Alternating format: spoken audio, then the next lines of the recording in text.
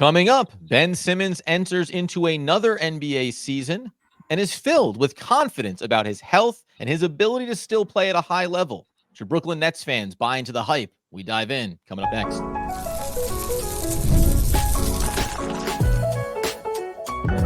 You are Locked On Nets, your daily Brooklyn Nets podcast. Part of the Locked On Podcast Network, your team every day. Yes, my friends, it is the Locked On Nets podcast right here on the Locked On Podcast Network. It's your team, the Brooklyn Nets, every single day. He's Doug Norrie. I'm Adam Armbrecht. We thank you, as always, for making us your first listen of the day. We're 100% free on all those great platforms and let you know that you can start off every season with a big return on FanDuel. Place your first $5 bet, and you'll get started with $200 in bonus bets guaranteed. Visit FanDuel.com to get started today. And Doug, I don't want to say it's Groundhog's Day, deja vu, shame on me if you buy into it again, but Ben Simmons came out of Media Day, just like in years past, talking about how he's feeling good, he's going towards getting healthy, and playing at that all-star level caliber that he still believes he's capable of. Yeah, look, I mean, it's been a time-honored tradition with Ben Simmons here, and some of these things have been injury-related, and some of these things are sort of like not, but we get into this part of the season, and no one is better at gassing up the hype train around what's going to happen than Simmons, and this Media Day is more of the same. To his credit, there's other players that are jumping in here that are kind of on board as well with what he's been bringing, and maybe we are in a full clean bill of health for him for the first time since he's been in a net uniform. And there's a chance, and not even a chance, it looks like he's never been healthy since the minute that they made the trade. And if this is the year, you know, we're talking about a guy who was among the very best players in all of basketball when he was traded. He was traded essentially 1-for-1 for James Harden at the time, who was a championship caliber player, right? And so it just always, as we've been through many, many times in the podcast here, it always becomes one of these things like how far do we want to allow ourselves to walk down the primrose path on this? Because it's been years of it. We get sucked in every time also. And I want it to be true. I want him to be amazing. And it's just one of these things. It's like, how far can we believe it until we've watched it play out in the court? Not even for one game, for probably many games at this point. When asked by Eric Slater at Media Day, what does it mean being 14th in NBA history in triple doubles?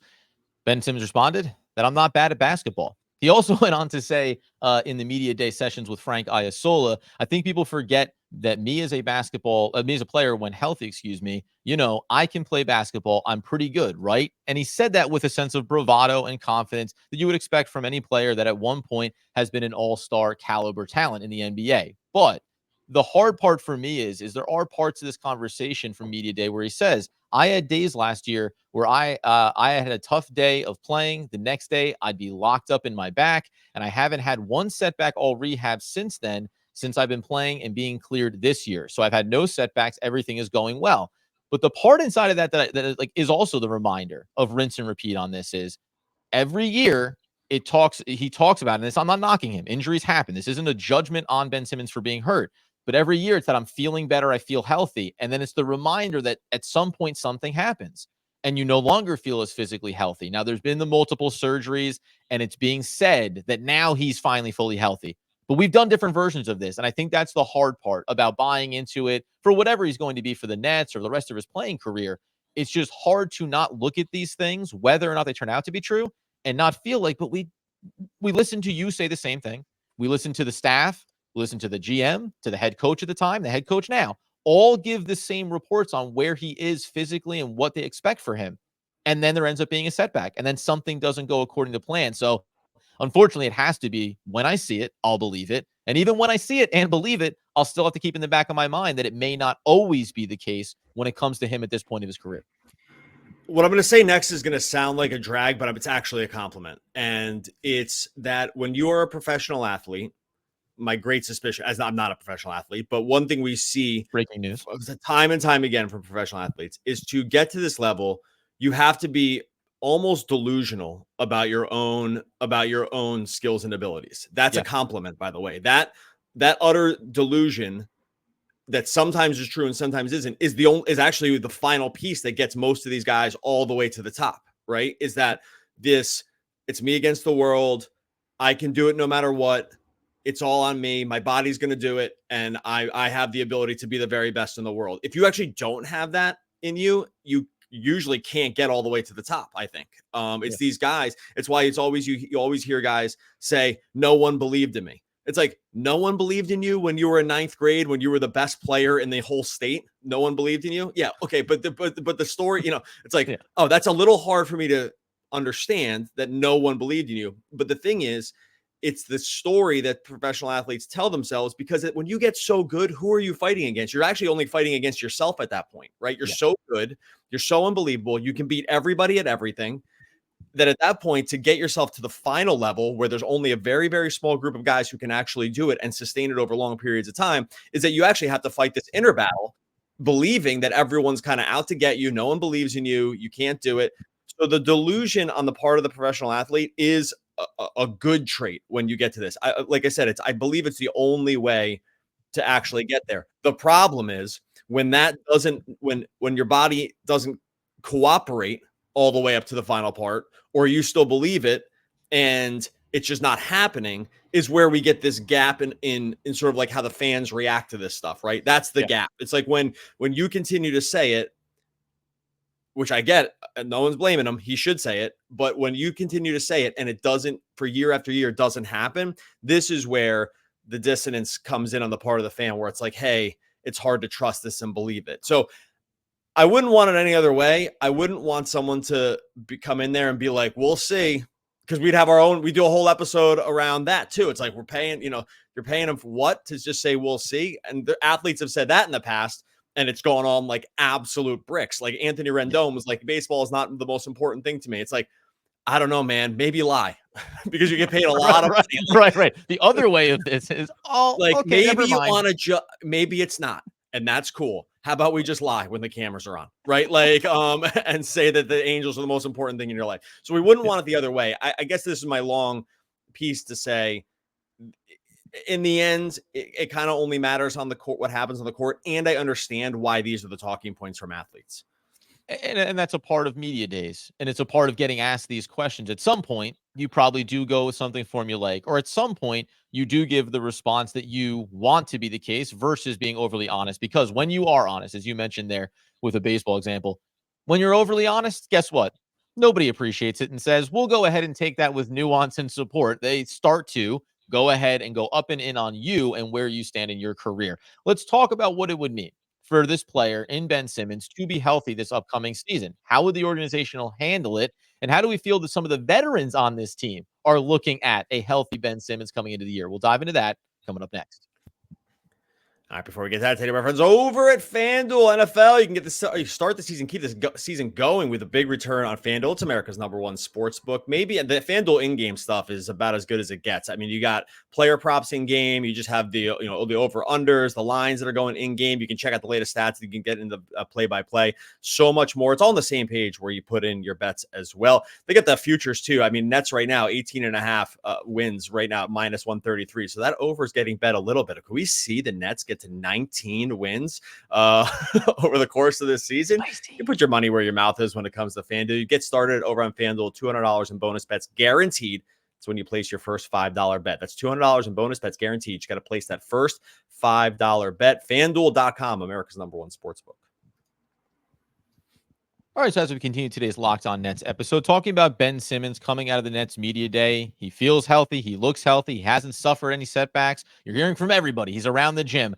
I've even seen some things posting up, watching him take shots in the gym and saying, oh, Ben Simmons has a jumper now. I want to be very clear. You could go back 10 years and see Ben Simmons shooting jump shots inside of gyms when no one else is defending against him and it's not in live reps. Not knocking him, just saying it's not like he evolved this area of his game this offseason while getting healthy. One notable factor here. We've talked about this offseason, how it's not going to matter. The Nets have an 18.5 win total projection right now, over under. There's no reason to be concerned about winning too many basketball games. There's a deceiving number over the last two seasons where the Brooklyn Nets were 31-26 the last 2 years when Ben Simmons played, and 46-61 when he didn't. So there is a direct impact in terms of him being on the court and being healthy. That's a 45 win pace and a 35 win pace without. Now, I don't think that Ben Simmons playing healthy this year, if we believe he's included inside of these projections for 18.5 over under, that all of a sudden we say it jumps to 24.5, or there's some big impact there. Is that deceiving purely on the fact of who the rosters were that were on the court for the Brooklyn Nets the last 2 years? Do you think, so we talked about this earlier in the offseason, that if he's healthy and playing and Noah Clowney's taking a leap and Cam Thomas is, expanding his game and Jalen Wilson and all these young guys, that there will be a point when the organization has to say, we're so happy that he's healthy, we're so happy he's playing well, we're going to go ahead and reduce his minutes, we're going to go ahead and keep him off the court, just from we know where we need to go, we know what we're tanking for here? Well, I'm not worried about him contributing to like some kind of like anti-tank number of wins. That one is not. Yeah. I think that, like, again, I think we continue to underrate sort of just how talent deficient this overall roster is, just on a macro level. The roster has the least amount of talent in the NBA, basically. Maybe Washington is pushing up against them. But you'd be crazy to say like Ben Simmons at 80% is better than most basketball players. Right. Yep. So I even at him and not at 100%, you take him over a ton of guys in the NBA just on his length, the speed, the athleticism, the court vision, like the ability to set up guys. If he's at 80% and still kind of getting to the rim, you take that, right? Like his ability to rebound on the defensive end and push the pace, push off makes, which we have always loved in his game. Like he defaults to pushing off the make. I love that. Yep. Very few players in the NBA do that. It's one of my favorite parts of his game. That's just kind of like a very small thing. But if you watch it, like, when you're a bad offense, pushing the pace is really, really important because you need to catch teams off guard. If you get into the half court, it's going to be trouble. Him at 75% is better than most other players. So I think you'd be nuts to be like, they're worse with him on the court, especially this team. There's just no way. There's no way they'll be better with him on the court, even if he's not 100%. And Dorian Finney-Smith has a good quote that we'll get to in a second, which is interesting. But in general, I'm not concerned at all that he comes out at 100% and all of a sudden the Nets are good. I just don't think that's at risk at all. I don't think there's any. I just look around at the rest of the roster and I'm like, I don't know. Like, what are they going to do? They win 22 games instead? It's just not something that I think is a big factor. And by the way, there's also a bit of there's room there for the Nets to win a couple more games than expected and still be the worst record in the NBA. Like, that's a part of how bad and how low those totals are right now. The Nets could get the over on 18.5 and still be the number one pick in the lottery, still have the best odds in the lottery and still be in that position. So I think whatever impact we believe that a healthy Ben Simmons can have, it's one, on a sliding scale based on what the rest of the roster construction is around him. And then two, it's not like it's going to directly impede what the overall agenda is. You mentioned Dorian Finney-Smith there. He came out of it saying, which, by the way, and I always like this from veterans, and it feels different when they bring a certain type of energy as opposed to young players. We'll talk on Friday more about how all the players talk about what this looks like, the expectations for the team, what they're trying to accomplish. Day'Ron Sharpe is the absolute champion of not believing in the lack of hype around this roster right now. But when Dorian Finney-Smith comes out and says, I don't look at it as a rebuild, I'm trying to win, especially if Ben is Ben, I feel like we got a good chance to win some games. Is there a further quote in there around that that you liked from him in regards to Ben Simmons? No, yeah, just how healthy he's going to be, and we've been seeing him for the last 4 weeks, and he looks great. I mean, like, that's just the last 4 weeks, correct? Yeah, like they've been seeing him in the, like, they've been around him at least physically to see how he's been playing. He says we're going to shake the NBA. I mean, I don't think he said that part of the thing. A lot of people, a lot of the players coming out of this media day, we'll get into more Friday, but they're all bringing this type of vibes. And again, it's always the check yourself when I'm like, oh, these guys got some confidence. All right. Oh, yeah, a little bit of, I'm like, it's great. It's great. I would say that they should say this stuff. Again, we would do a whole other episode if they were like, whew, we suck, like and wow. I got like, yikes. We were in the gym yesterday. Like, who are these guys? Like, what is I mean, it would be hilarious. I would love for someone to say that. We could do multiple episodes about that. It'd be amazing. Just on how different it was. So that's that. But with DFS coming in and saying it, and he understands, and he's not like just like a guy that just kind of spouts off hot takes or whatever. So I think that like there probably is. I think there is a real element to this, by the way. I think that there is a real part where he looks better, where he looks healthier, that they see a different version of him, that they can tell a difference, that they're in the gym with him and they're like, hey, this does look different. This does look more like the guy we played against 3 years ago, who was impossible to guard, that would just run downhill to the basket, that was just pushing the pace, was finding open shooters all over the place. You could play 4 out around him and he would just find every guy because of his length and his vision and all this other stuff. I do think there's a real part of that. But we just always have to caveat with it saying that we have to just see it for multiple games. And I think it was the one part about it when it comes from a veteran like Dorian Finney-Smith. We heard some different perspective from Cam Johnson, overall, that we'll get into to close out the week. But it behooves Dorian Finney-Smith for his career to be able to be in a position where Ben Simmons is healthy and making him better, making his life easier on both ends of the floor, by the way. This isn't just on the offensive end. I'm a corner shooter. I can spot up, right? Wait for the passes, get out on the breaks, be in transition, say, okay, great. Ben Simmons found me in the corner and I knocked down a triple. My 3-point percentage is up. That's going to increase my opportunity to opt out of my contract after this season and go find another contract for myself defensively. I know that the more players like Nicholas Claxton, like Ben Simmons, and their switchability and versatility makes my job easier, because I don't want to look like I'm getting into my 30s and a little long in the tooth. So I think from a veteran perspective, there's always some self-serving, not in a negative way, but there's a self-serving value to looking at players and to looking at a player like Ben Simmons. And the way we talk about how high-level talent looks at themselves, I think that other players in the league also continue to look at those guys as being capable of still being the best version of themselves, right? Because you see your own NBA mortality in watching guys get hurt or watching guys get older, watching guys' skill sets fall off a little bit. So it's not hard for me to squint and see veterans saying, Ben Simmons, hey, he looks the part, man. And then to your point, I've played against him at his highest possible level. Younger guys, not even on the Nets roster, but the Cam Thomases of the world, the Jalen Wilsons, listen, they watched them playing.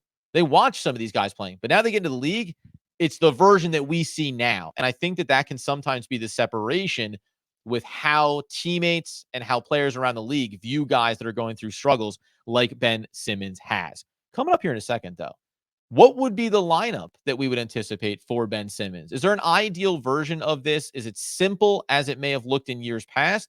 Or could there be a switch up coming from Jordy Fernandez with a healthy Ben Simmons? We'll dive into that to close things out in just one moment. All right, as we close out today's Locked On Nets episode, talking about Ben Simmons, talking about Media Day, and talking about that sweet 100% healthy hype. Nobody likes a big bowl of healthy Ben Simmons in the morning like yours truly. Why? Because it makes it more entertaining to watch this team. Do you think things will look different from a lineup and rotation standpoint with a healthy Ben Simmons? One of the things that we'll watch in training camp is probably Ben Simmons and how he looks, and Dennis Schroeder and how he looks, and how they're going to make these roles all fit together. That actually is an interesting veteran, quote unquote, position battle that the Nets are going to have come out of this. Yeah, I think it's going to be interesting about who they want to end up starting, right? Because if you think he's fully healthy and he deserves to start, then that does come at the cost of maybe a Dennis Schroeder, unless you want to play him at like the 3 defensively and have him, or maybe even like some sort of like DHO weird hybrid, not exactly point guard, but not exactly, you're not a shooter either. There's issues with fit with him always, right? When in terms of like you run into some fit issues specifically with Claxton and stuff on the offensive end. It's funny because contract wise, if based on money, he should start. But that's not good enough. But then he's like, well, what are you going to do? Start Dennis Schroeder, Simmons, Schroeder's again. He's a veteran too. He's not going to want to call off the bench. And, Cam Thomas, he's starting. Then you got Dorian Finney-Smith and Cam Johnson. It's like one of those guys. And then you got Claxton, who just signed to a big contract. You got a lot of guys who you can make. Bogdanovich, even though we don't know what his deal is. He's not even cleared yet. So it's like he's not going to be there. So he's not going to run into it. And then it's like, well, but does that even make sense? Because like maybe Jalen Wilson's a floor spacer and we need to have him around. Like they have some problems here. I don't think he's at risk of like running into this with Wilson, but they just do have a few other guys that you could think about. Clowney, obviously, also. I think that one preseason will tell a lot, right? Like we'll kind of know those first couple preseason games, and if it just doesn't look right, then there's no questions. If it looks amazing, I would probably just default to just starting based on salary, and that sounds nuts. but and with Cam Thomas in there too. But and I know everyone's gonna be like, well, don't do that. I just think that where the Nets are in terms of their life cycle, and especially if you're trying to gas up the value on some of these veterans because you're just trying to, they're not going to be with the team long term. I just don't know why you would bring them off the bench. Like it just doesn't, that just doesn't help anybody. And so I know this wasn't exactly the question. I do think there's like a good fit around him. But I think that there's going to be some funny conversations to be had. Because as much as like it's best player plays, I actually don't think that's in the Nets' best interest to start the season.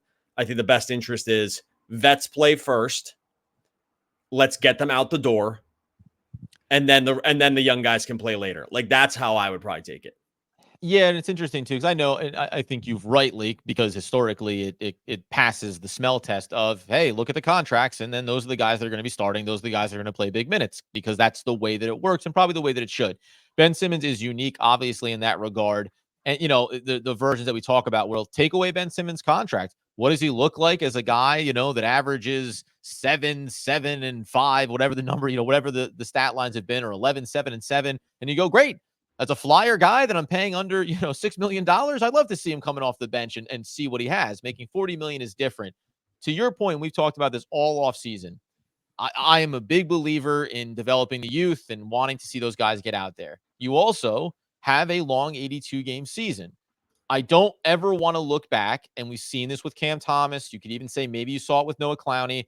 Did the team not get these guys reps as early as they should have? Were they not dedicated to developing them as early as they should have?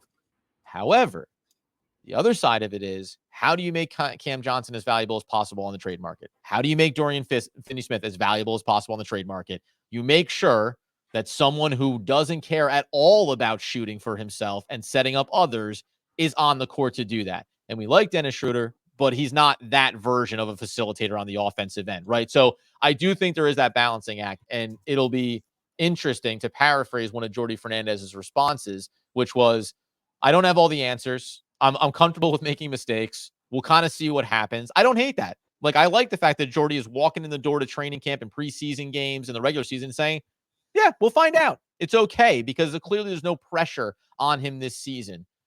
But there probably is a world that I may need to accept where there are far more older players on the court to start the season for Brooklyn than I might think they should have, but it does serve an agenda, and Ben Simmons, healthy, can help serve the best agenda from the start of the season up until the trade deadline, and helping Sean Marks maybe get some value off these guys. Yeah, you're just dealing with a few different things here that not every fan wants to like value as real concerns when you're a coaching staff in a front office, which is to say the on the court matters and the locker room matters too.